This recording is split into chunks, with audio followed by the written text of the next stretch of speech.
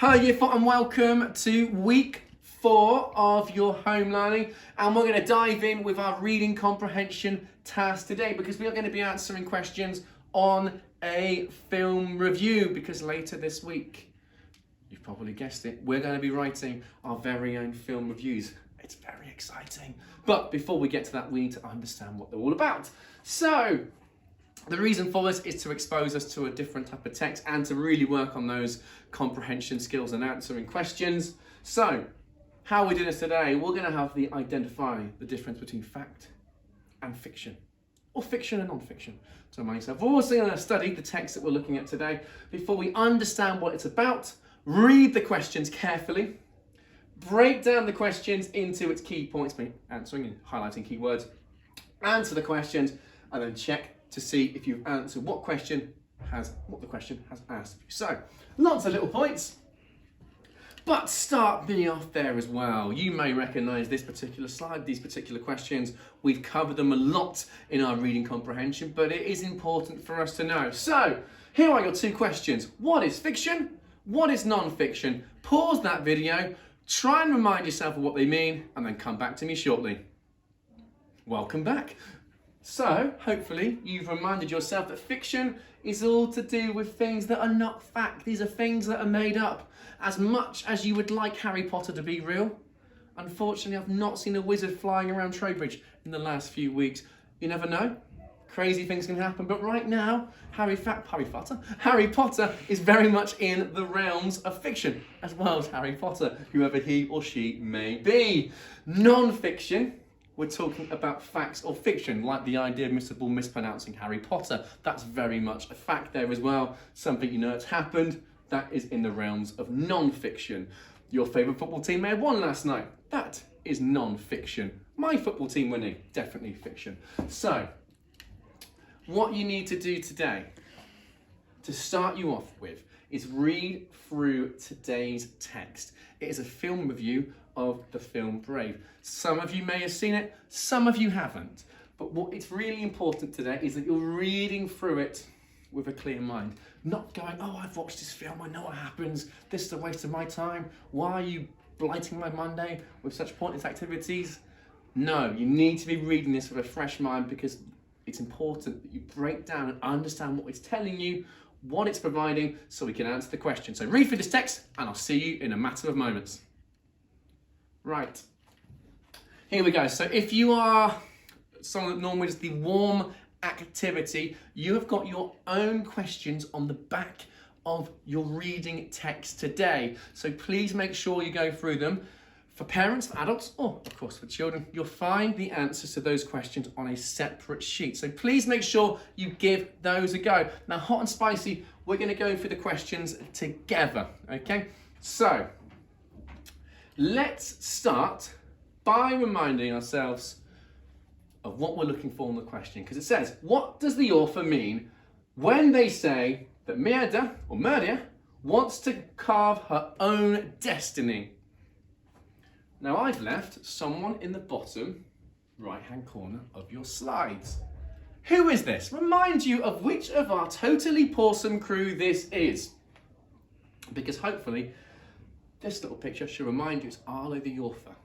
Now, Arlo the author wants us to understand the reason behind the author's choice of words. A clue for this is also in the fact that in the question, let's go for that one there, it says the author.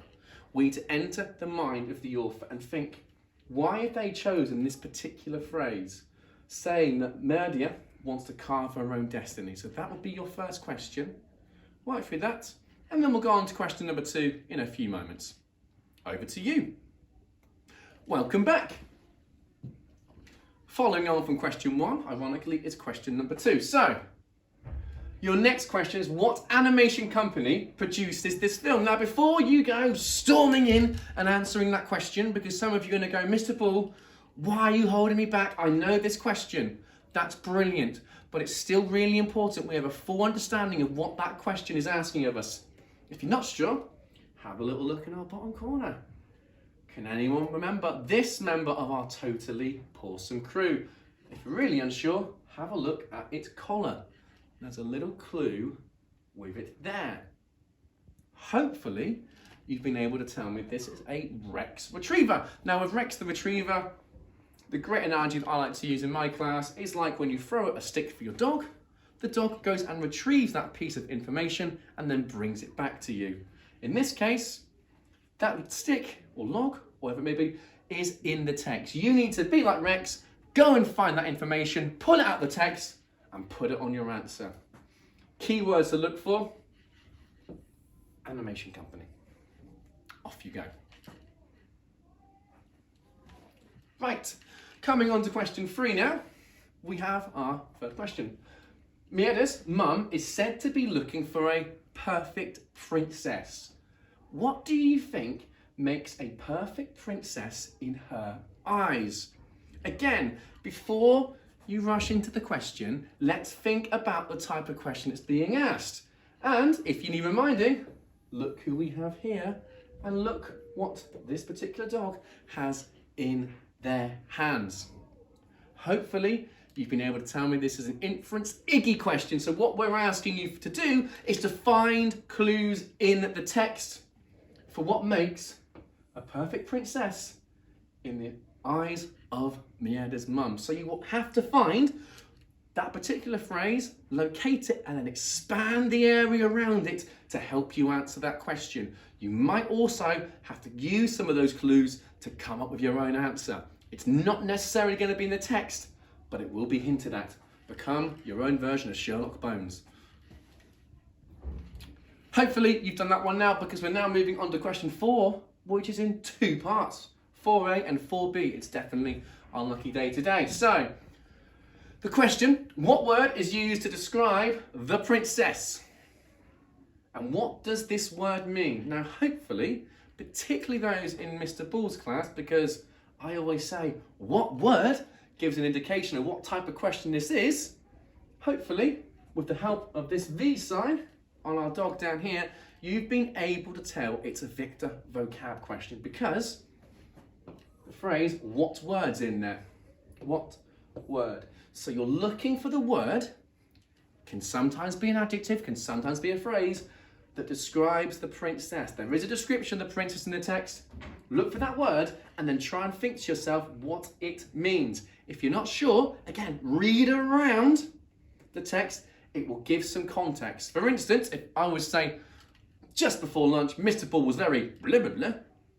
Some of you might go, oh, he's probably very hungry. That's not even a word, what I said in that phrase there, but you've inferenced from what's around there, because just before lunch, it's very likely Mr. Bull is going to be hungry. So use context again to help you with these questions. Off you go. Oh, hello, random slide. I've added one for good luck. Number 5, after our blank void, we're now going to look at another question here. Hopefully you recognise our dog in the corner. Why has the author used the words devastated, distraught, disheartened to describe Mieda's mum? Hopefully, by looking at the dog, studying its collar, or reminding yourself of question 1, you can notice this is Arlo, the author. He's telling us that we need to look behind the reasons why the author has chosen these particular words. Think about them. Devastated, distraught, disheartened. How do they sound? What image are they putting in your head? Are they trying to do something else that other adjectives might not do? So look for that in the text and it will help you with the answer. I'll see you in a couple moments. Number 6. Oh, hello. We've got a new dog here, hopefully. Some of you have already had an idea on who this particular pup is, because number 6 is, do you think this is a fair review and how do you know? Again, if you're not sure, have a little look at our dog, look at its collar, and it gives you a clue. If you're not sure, this is Cassie the commentator. She's there for you to comment on particular things within a text, looking at comparisons of similarities, things that have remained the same during the text or things that have changed during the text, or commenting on parts of the text. Now in this example, you're looking and thinking to yourself, has this particular author, is this particular text fair? You're commenting on telling me whether it is a balanced argument or not. And then look for instances or examples of how you know. So that's your next one. Off you go. Don't worry, year 4, we are getting there. Number 7.